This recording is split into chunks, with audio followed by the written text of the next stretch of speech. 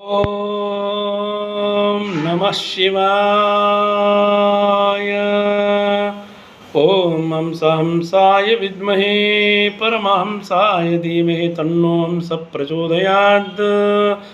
ఓం కుమారహంసాయ నమః.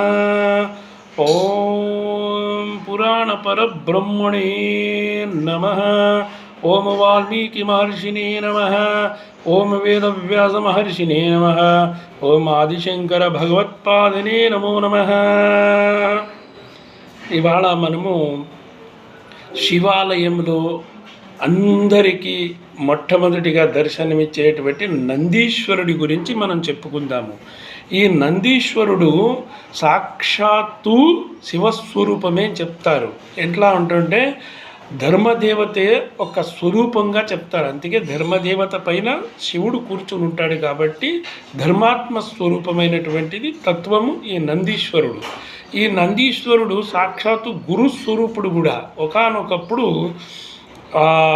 ఈ యొక్క శంకరుడు డమరుగం మ్రోగిస్తూ ఉన్నప్పుడు ఆ డమరుగం నుంచి వచ్చినటువంటి శబ్దాలని ఆయన గ్రహించి సమీకరణంగా చేసుకుని సూత్రప్రాయంగా చేసుకుని అక్షరాలను ఉద్భవానికి కారకుడైనటువంటి వాడు. అందుకే అమ్మవారి పేరు కూడా.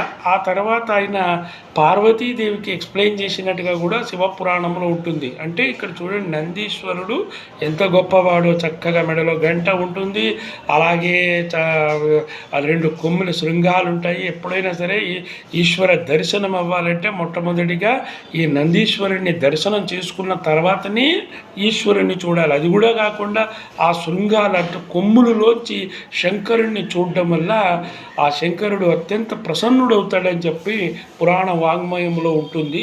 అందువల్ల ఈ నందీశ్వరుని పూజ చేస్తే గురుబలం కలుగుతూ ఉంటుంది. అదేవిధంగా ఈ నందీశ్వరుడికి నమస్కారం చేస్తే సంతానం కలుగుతూ ఉంటుంది. కళ్యాణకారకుడు ఈ నందీశ్వరుడు, సర్వశుభాలను కలిగించే స్వామి. అందువల్ల ఈ నందీశ్వరుడికి ప్రమద గణాలలో అత్యంత ప్రప్రథమమైనటువంటి స్థానం ఉంటుందన్నమాట ఎప్పుడైనా సరే. అంత అలా ఉంటుంది. తర్వాత పార్వతీదేవికి ఈ అక్షరాల యొక్క సమూహాన్ని శివుడి దగ్గర వచ్చినటువంటి ఆయన చెప్పినట్టుగా కూడా ఉంది. అందుకే అమ్మవారికి ఓం నంది విద్య నటీశ్వర్యై నమో నమః అంటూ ఉంటారు. అంటే ఆ విద్య కూడా అలా ఉంటుందన్నమాట. అందువల్ల నందీశ్వరిని స్టూడెంట్స్ ధ్యానం చేసుకోవచ్చు, పెద్దవాళ్ళు పెట్టుకోవచ్చు, కళ్యాణాలు అవ్వాల్సిన వాళ్ళు పెట్టుకోవచ్చు. సమస్తం అందరూ ఏ ఒక్క మానవుడైనా సరే నందికి నమస్కారం చేస్తే సర్వశుభాలను కలుగుతూ ఉంటాయి. ఆంధ్రాలో అయితే మహానంది క్షేత్రమే ఉంది. అక్కడ 9 నందులు వెలిసి ఉన్నాయి. చక్కగా వెళ్ళి దర్శనాలు చేసుకోవచ్చు, నందీశ్వరుని పూజ చేసుకోవచ్చు. కర్ణాటకలో అనేక ప్రదేశాల్లో కూడా నంది భగవానుడు ఉన్నాడు కాబట్టి ఆ నందిని నమస్కారం చేయడం వల్ల సర్వశుభాలు కలుగుతూ ఉంటాయి.